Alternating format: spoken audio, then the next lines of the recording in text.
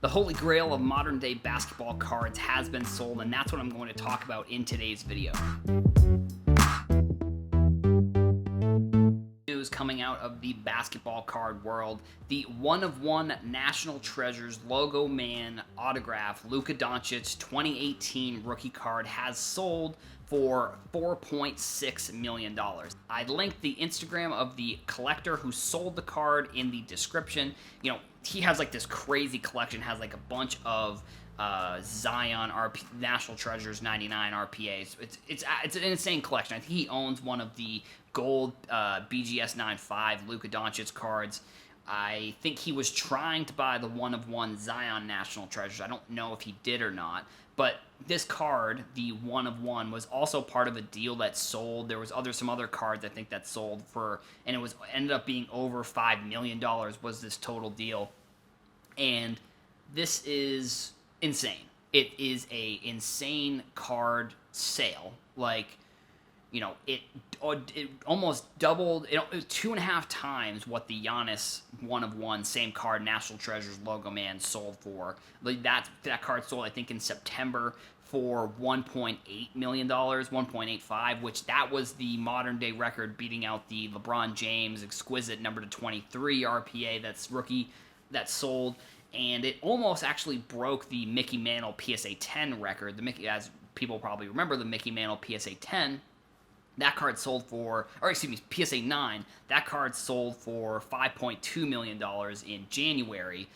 And, I mean, I don't know where this card can go. Like, I'm wondering, like, if this card ever sells again. Like, these are the types of cards that I feel like, if you're spending $4.6 million, what is ultimately your goal? I mean, is it 20%? Is it 100%? Like, I don't know what the person bought the card for. Like, I don't think that is a number that they have disclosed. But, like, owning that card and selling that card with the crazy collection this person has as well, I do wonder where that $4.6 million is going to go. Because at this, like, that's essentially, like I said, the holy grail of modern day basketball. The only thing I can really think of is that he is looking to, I don't know, maybe buy a bunch of MJs, maybe buy a bunch of LeBrons, because, like, where do you really upgrade from that card? Like, that is the dream card of most collectors. Like, the one-of-one Luka Doncic. It's absolutely insane. Like, it was only, like, the 5.2, so this was 4.6, so it was, I don't want to do math. I think it's like $6 million or something like, or $600,000 less than the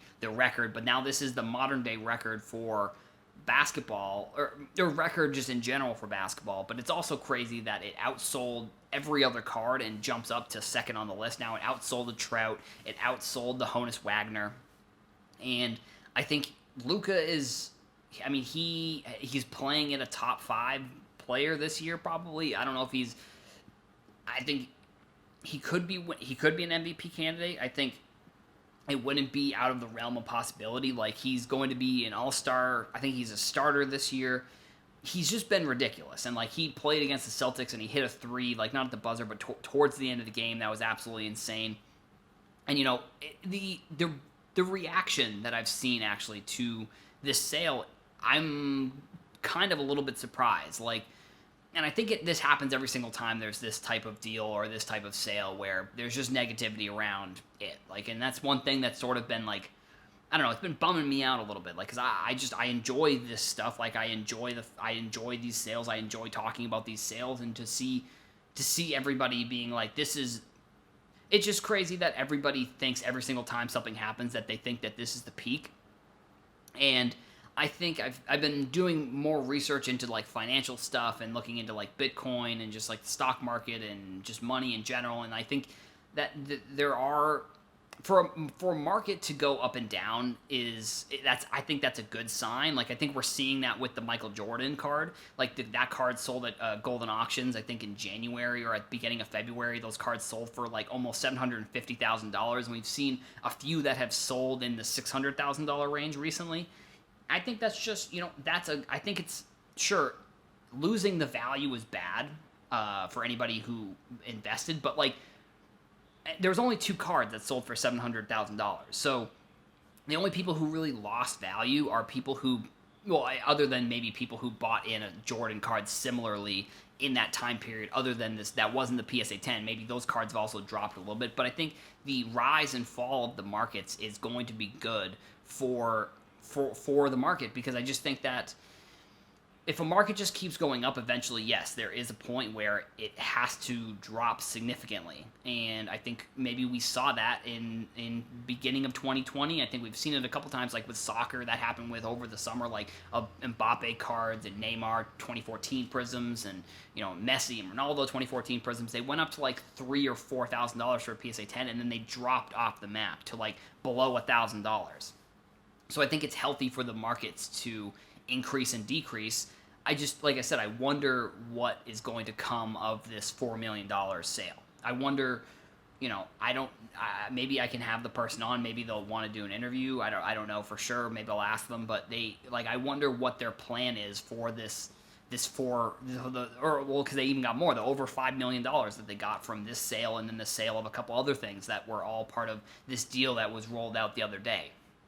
I wonder if it's going to be, maybe it's an investment into some sort of hobby company, or maybe it's, like I said, maybe it's just getting into some more LeBrons and Jordans. Like, I think Luka at this point, I don't know what has to happen for, like, I get nervous with Luka because of how many people are invested in him, and I remember Derrick Rose. Like, I remember Jason Williams, like these Brandon Roy, Brandon Roy. Is that his name? I forget if that's his name or not. But I remember these players that had so much hype, and if those players were around now, I almost guarantee if Derrick Rose was around now and what was going on with him happened now, I think that he would be in a very similar boat to Luka. And I also think that maybe, I don't, maybe 2000, in that early 2010s was a little bit, it was just a different time. So maybe Derrick Rose's injury, I don't know, maybe there was some sort of thing that could have been done about the injury. Like, maybe there was some sort of change that could have happened. I don't know for sure, but I just think that if that were to happen to, like, Luka or Zion or Ja or Trey, like, that would be bad. That would be really bad. Like, probably one of the ways that we could see a decrease in the hobby pretty significantly, because I think a lot of people are going to lose a lot of money, and I think people are flipping those types of players and they're putting them into other cards that are maybe a little bit safer. But, like, even putting money into Luka, I don't think is necessarily not safe. I think you're going to see ebbs and flows, and if you can buy when it's lower and sell when it's higher, obviously that's kind of the goal, and then kind of keep that cycle going.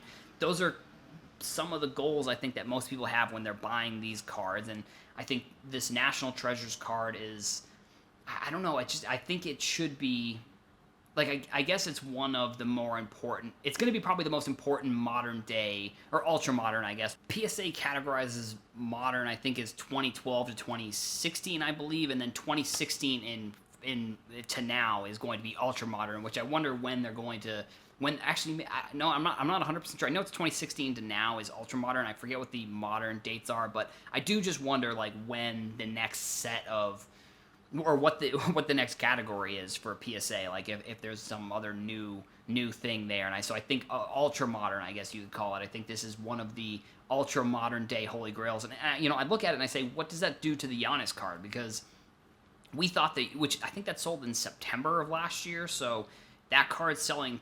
I'd say that card has got to be the same price as Luka's at this point. Like, I wouldn't be surprised if we saw that card sell again in the near future, or someone just looks at it and says, I have the card and I want to keep it, but I have it. I don't know exactly what the full plan is for that card, but I think it's got to be, like, that one-of-one card for Giannis has got to be at least $4 million, if I had to guess correctly, like, if it's not the same price as Luka, like, because if you look at Giannis's Prism versus Luka's Prism, Giannis's is much higher, I believe.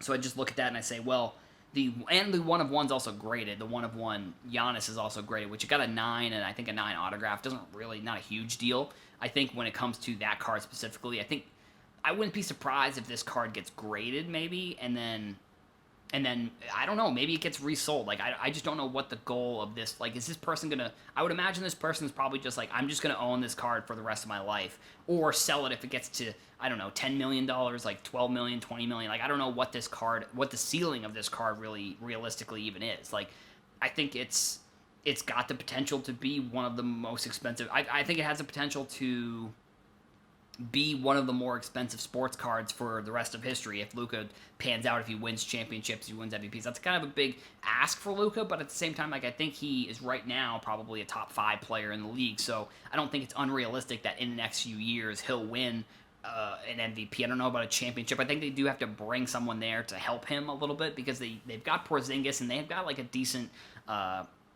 group of players there, but I do think that they are going to have to probably bring somebody else there to help him win a championship. I don't know who that could be or what that ends up being, but I think it's going to be very interesting to see where his career goes and what happens to this card. You know, I'm super excited that the card, that we're seeing more records being broken. It's insane. And I don't know what happens to this card in the near future. I think it's going to be really cool to kind of see what this person decides to do with the card. And that's all I've got for today's episode, so I want to thank you all for watching. Make sure if you liked it, hit the like button. If you liked it, hit the subscribe button as well. And if you had any comments, make sure you drop one and let me know what you think about this video.